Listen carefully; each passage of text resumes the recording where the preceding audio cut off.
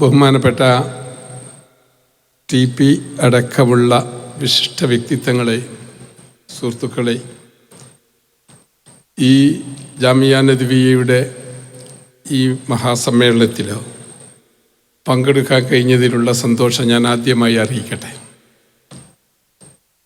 നമ്മൾ അറിവാണ് ചെറുത്തുനിൽപ്പ് എന്ന മനോഹരമായൊരു പ്രമേയം, കാലിക പ്രസക്തമായ പ്രമേയം, ഏതൊരു ലക്ഷ്യത്തിനാണോ ഈ ജാമിയ സ്ഥാപിതമായത് അത് വെച്ചുകൊണ്ട് തന്നെയുള്ള ഒരു പ്രമേയം, ആ പ്രമേയം ഇന്ന് ഏറെ ചർച്ച ചെയ്യപ്പെടേണ്ടതാണ്.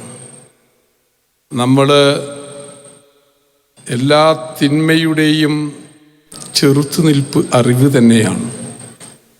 നന്മയെ മുന്നോട്ട് കൊണ്ടുപോകുമ്പോൾ, അവിടെ വിലങ്ങ് തടിയാവുമ്പോൾ അതിനെ പ്രതിരോധിക്കുന്നതും നമുക്ക് അറിവ് തന്നെയാണ്. അറിവ് മനുഷ്യന്, നമ്മൾ ആദം നബി മുതൽ സർവവിജ്ഞാന കോശം തുടങ്ങിയത് തന്നെ അറിവാണ്. ആ അറിവ് പിന്നെ പ്രവാചകൻ സല്ലല്ലാഹു അലൈഹി വസല്ലമക്ക് ഹിറാ ഗുഹയിൽ നിന്ന് ലഭിച്ചതും അറിവാണ്.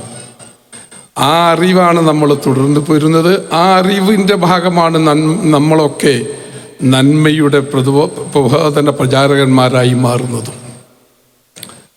ഇത് പറയുമ്പോൾ ഓരോന്നും ഇങ്ങനെ ഓർമ്മ വരികയാണ്. മഹാനായ NV അബ്ദുസ്സലാം മൗലവിയൊക്കെ ഇവിടെ പ്രവർത്തിച്ച് കാണിച്ചു തന്നൊരു മാതൃകയുണ്ടായിരുന്നു. അവരും അങ്ങനെ തന്നെ ആയതുകൊണ്ട് അറിവായിരുന്നു അവരുടെ ഈ മൂലധനം. NV ഒക്കെ ജയിലിൽ, ഹൈദരാബാദ് ആക്ഷൻ കാലഘട്ടത്തിൽ ജയിലിൽ കിടന്നപ്പോൾ പൂക്കോയ തങ്ങൾ അദ്ദേഹത്തിൻ്റെ വിദ്യാർത്ഥിയാണെന്ന് ഞാൻ വായിച്ചിട്ടുണ്ട് ചരിത്രത്തിൽ. ഖുർആൻ NV എടുക്കുന്ന ഖുർആൻ ക്ലാസ്സിൻ്റെ മുന്നിൽ ഒരു വിദ്യാർത്ഥിയെപ്പോലെ പൂക്കോയ തങ്ങൾ ഇരുന്ന് ആ ഖുർആൻ ക്ലാസ് പഠിച്ചിട്ടുണ്ട് എന്ന്. അങ്ങനെ എത്ര അനുഭവങ്ങളാണ്. NV അന്ന് മുസ്ലിം ലീഗിലൊരു ദൗർഭാഗ്യകരമായ പിളർപ്പുണ്ടായ കാലഘട്ടത്തിൽ ആ മറുഭാഗം അന്ന് NVയുടെ അടുത്ത് വന്നു, നിങ്ങൾ ഞങ്ങൾക്ക് നേതൃത്വം നൽകണം, ഞങ്ങളുടെ കൂടെ നിൽക്കണമെന്ന് പറഞ്ഞിരുന്നു.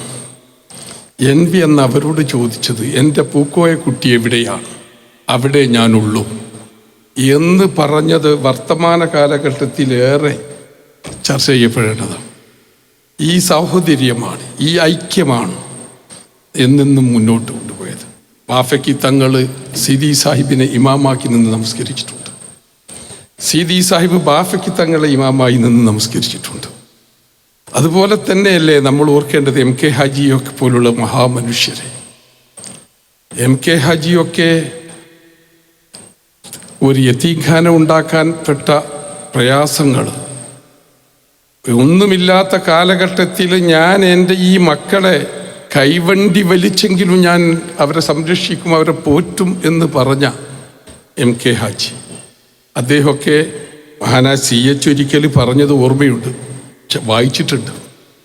MESുമായുള്ള തർക്കത്തിനിടയിൽ പറഞ്ഞത്, MESുകാരോട് പറഞ്ഞത്, നിങ്ങളുടെ എല്ലാ വിദ്യാഭ്യാസ സ്ഥാപനങ്ങളും ഒരു തുലാസിൻ്റെ ഒരു തട്ടിൽ വെച്ച് എൻ്റെ MK ഹാജി, എൻ്റെ നേതാവ് MK ഹാജിയുടെ താടി രോമങ്ങൾ ഒരു തുലാസിൻ്റെ മറുതട്ടിലിട്ടാലും ആ തട്ടായിരിക്കും തൂങ്ങിക്കിടക്കുക എന്ന് പറഞ്ഞു CH.